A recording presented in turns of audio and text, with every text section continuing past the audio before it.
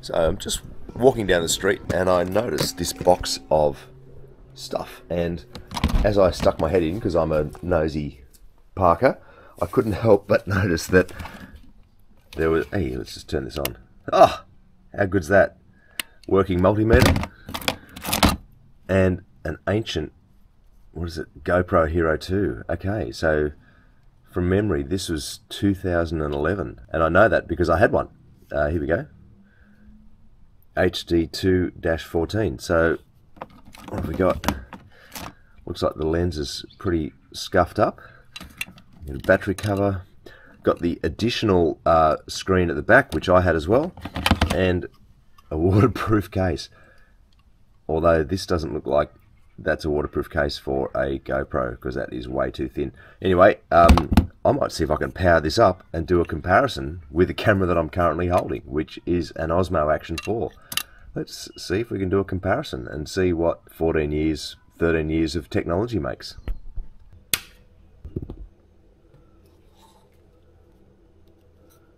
Micro USB.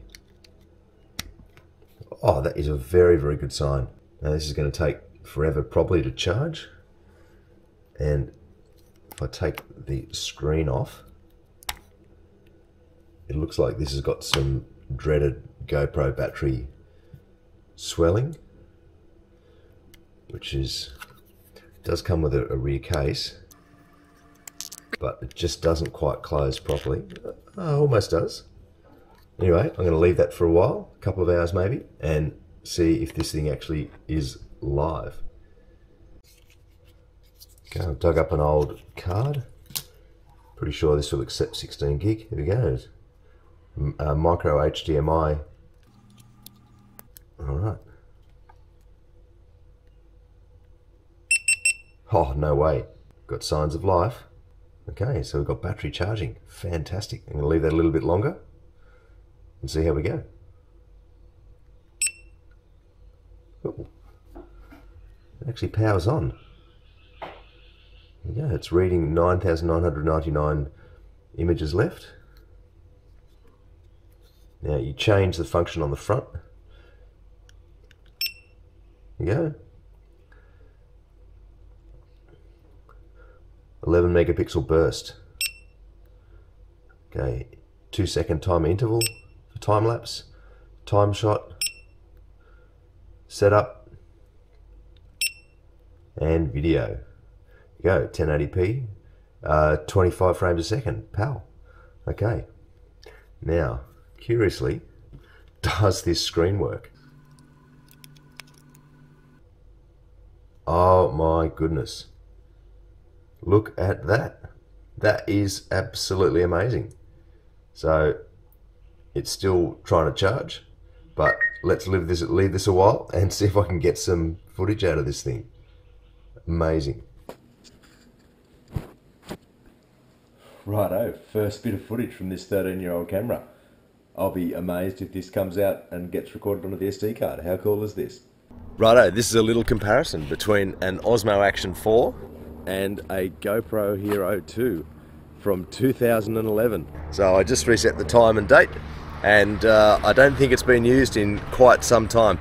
The battery doesn't seem to last at all. I'm using the forward-facing screen on the Action 4, which of course has got image stabilization on. The GoPro has no image stabilization, so if I turn around and that's just walking, but if we go for a bit of a run, be very, very interested to see what it's like.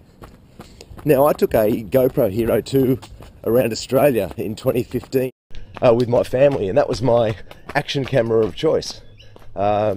Because pretty much that was all there was. So, you know, I think now, oh, another house for sale. I think now, of all of the types of camera gears, drones, things like that that were available, that are available now, compared to the very, very poor choice of cameras, action cameras, drones, all those sorts of things. When I did our big lap in 2015, it's kind of remarkable that we had anything at all. Anyway, this will serve also as a sound test, as well as a video test for between the two cameras, between the Action 4 and the Hero 2.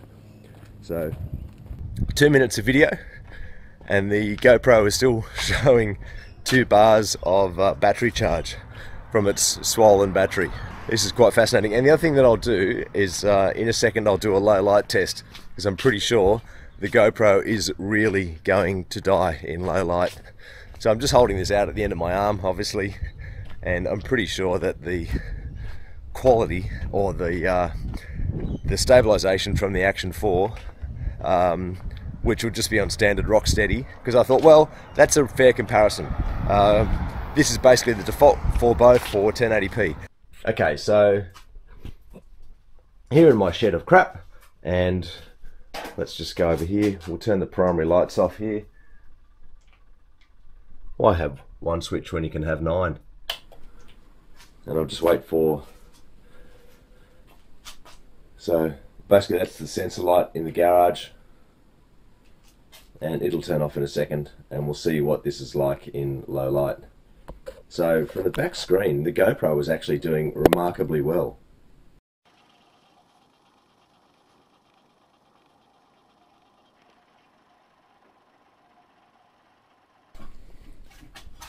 Just see what that's like. Again, the back of the screen is on the Osmo Action 4. I can just see the tools there and a bit of silhouette, and alright, and the sensor light comes back on. So this will be an interesting low light test. Here in the office, let's go underneath the benches here. And that's actually pretty dark. Righto, so just a selfie stick test, a trusty mountain bike. About to go past some street riffraff up here, so we'll see what they say.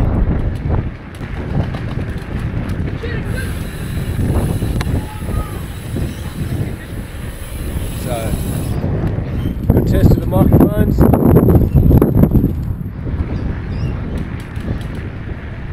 Seems to be one of those days whichever way I ride today. Oh, there we go, there's no headwind.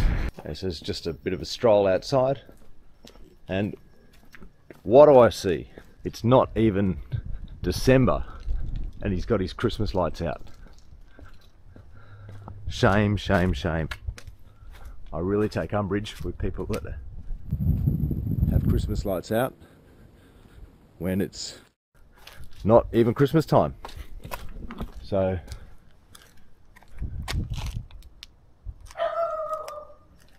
just a little torch here, walking under a street light. So pretty good test of low light, I think. Again, just going to go for a bit of a jog. Get my torch out.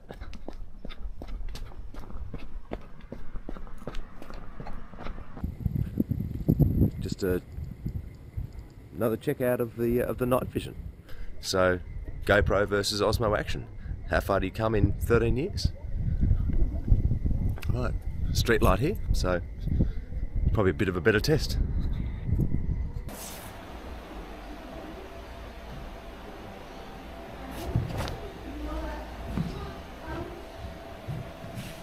This is the final side-by-side test, I promise. Basically, no stabilisation on either camera this time, so just walking down the street. Just to see what it's like with neither camera with stabilisation on. So, trying to be as fair as I can be, 13 years apart.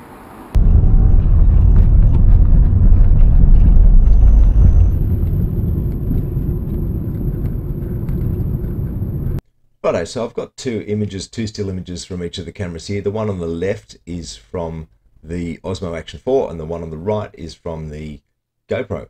You get that classic curved fisheye effect from the GoPro. So let's have a look here. And even though you get a fair bit of distortion from the Action 4, you would really expect that the GoPro would be by far the inferior camera. But if you look at the sharpness here, the GoPro on the right hand side is actually surprisingly sharp, and it is, you can tell by the number of artifacts here, it is over sharped. to me, but it is a surprisingly usable image. So look at how the vehicle here has been washed out, and also I think the color balance is also oversaturated from the Action 4 as well. So the grass pretty much even Stevens, but that is quite surprising. And obviously, again, that very rectilinear effect or lens correction built into the Osmo Action 4. You can't read the stop sign on either of these, although I reckon arguably it's slightly sharper on the GoPro. All right, we'll load up another one, have a quick look. All right, just opened up another photo that I took. Again, very, very clear which camera is which. The left-hand side is the Action 4, not a very straight horizon, but the right-hand side is the GoPro. So if I just zoom into that street number, the house number there, number 72, much sharper from the Action 4, but also I would argue that that is over-sharpened and a lot of cleaned up artifacts. The image from the GoPro is certainly grainier, and I think the Osmo Action 4 image is it's not as wide as the fisheye effect from the GoPro, but I'm really surprised how well the GoPro has handled these images. So look at the flower beds there. Flower beds, no distortion there because it's just straight out of the straight off the sensor. But look at how much artificial sharpening and saturation there is from the Action 4. Okay, that probably wraps it up. So I think there's probably not much in it. It really depends probably on what sort of effect you like. I think the sky is nicer and it's brought out the colors a little bit better, as in the Action 4 has, and the low light performance. Again, it's pretty marginal. Really interesting. I really thought it'd be chalk and cheese, but it's just not. Righto, I thought since we're here, we may as well do the whole thing. So let's go through how much interfaces have changed in cameras since 2011. So originally, when you would have bought this camera, this is how it would have come. Very simple. SD card slot, and I'm actually using an old 4 gig card that I had lying around because that was the only one that I could get to work. Anyway, turn that on. So basically you had this little LCD screen at the front and you just cycle between modes. So we're in video mode here, tells you you're in 1080p, 25 frames a second, and it says that you've got 27 minutes and 11 seconds recording time left, and I've got 2 bars of battery. So I'm in still mode now, so I can take an 11 megapixel photo. I've taken 6 images and I've got 484 to go. So this is burst mode, 11 megapixel burst mode. So 2-second interval, so you can you can't change any of the settings until you go into the setup menu, but that's a 2-second interval for time-lapse recording. It's a self-timer. And this is the setup menu where it all happens. So to enter that, press the shutter button, and you can go through each of the modes. So I can go into video mode, 1080p, 25 frames a second, and you can cycle through. So you can see I've got WVGA, gosh, 100 frames a second. So this would take slow motion, but only in WVGA, which is whatever that is, 480 by something or other. 720p, and then down where it gets interesting, 960p, and then 1080p, and really that's it. So 1080p, 25 frames a second is all this camera is good for. And you can also press wide, you can go medium, a narrow field of view. So that was quite clever back in the day to be able to do that. And this is the still mode, so I can press that, I can go 8 megapixels, medium, 5, medium and wide. So you've got a couple of different fields of view. So 11 megapixel wide is native, so let's leave it with that. 2-second self-timer. So you got 0.5 second, 1 second, 2 second, 5 second, 30 and 60. So a pretty good range. And that's if you want to, this is what you used to have to do, is you couldn't do in-camera stitching. You used to have to put it into software batching, Photoshop for example, and you could then create a time-lapse by stitching all your photos together. You can change your orientation, up, down, down, up, so it depends on how you got your camera mounted. If you want to mount your camera upside down to an aircraft wing or something, which I have done, then you would have that. Center weighted spot, so you've got on or off. Off means you've got average weighting, which is what you want, and then one button off. So this is basically one button to power everything on and off, and then you've got more, which is basically how you would set up times, dates, things like that. So if you go into more, you can either delete and format, you can change from PAL to NTSC, you can change your on-screen display, you can change your number of LEDs, your beep I've got that set to 70%, so if you want to change that.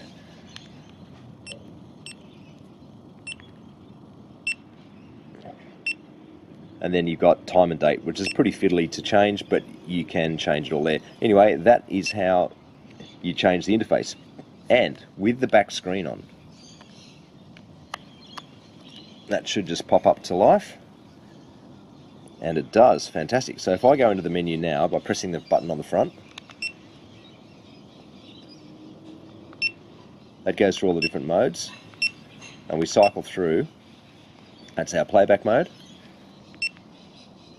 So you've got options there for volume, brightness, etc, etc.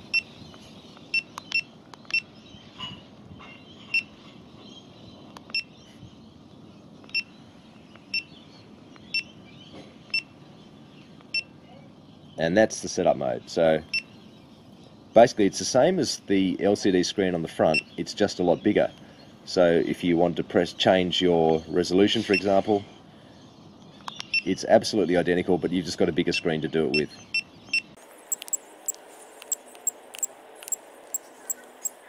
Go into more, delete, format, PAL, NTSC, on-screen display, etc, etc, same as before, obviously, and date and time.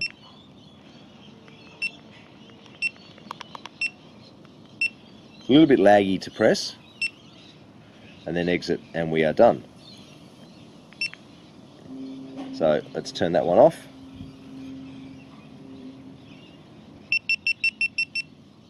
Was that 8 beeps? I think it was. Now, here we go.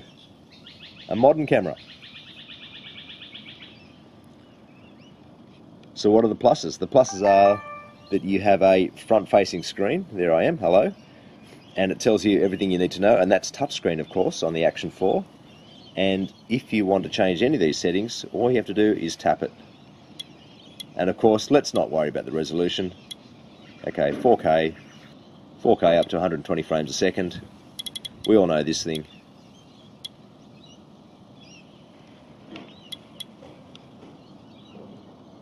And go into other settings. Very, very, very easy to use. Noise reduction, etc. Field of view. White balance, narrow, ultra wide, pretty cool. And standard dewarp gives you more of a rectilinear field of view, which is quite nice. Anyway, so that's a comparison between the operating systems of both cameras. And the other thing, of course, with this one is that this camera is waterproof down to 10 meters in this format. So this, of course, any water, it'll be dead, but this is waterproof, and that is the Achilles heel of the old GoPros. You needed a waterproof case to do anything with them underwater.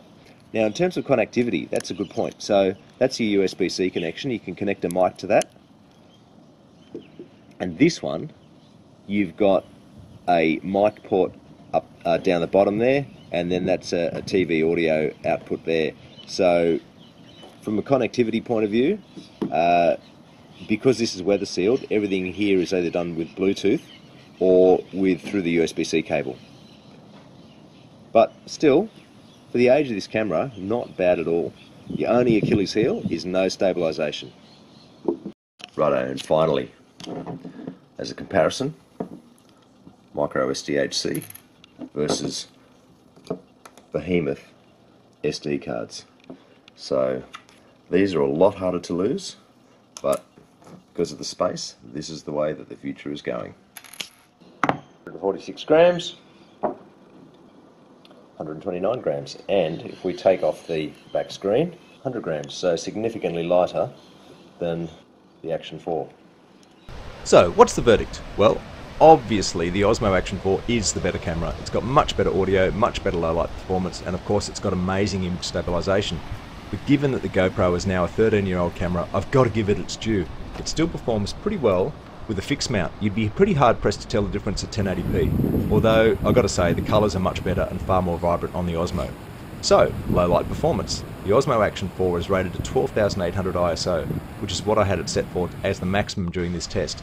I can't find any information on the web at all on the GoPro Hero 2 ISO, but it looks like it might be about a native of 400 or 800 with plenty of amplification. Whilst both cameras work okay in low light, the GoPro obviously has really high levels of electronic gain applied to brighten the image, which means very high noise. So the Osmo Action is the clear winner here as well, which is what you'd expect, but its sensor is 77% larger than the Hero 2.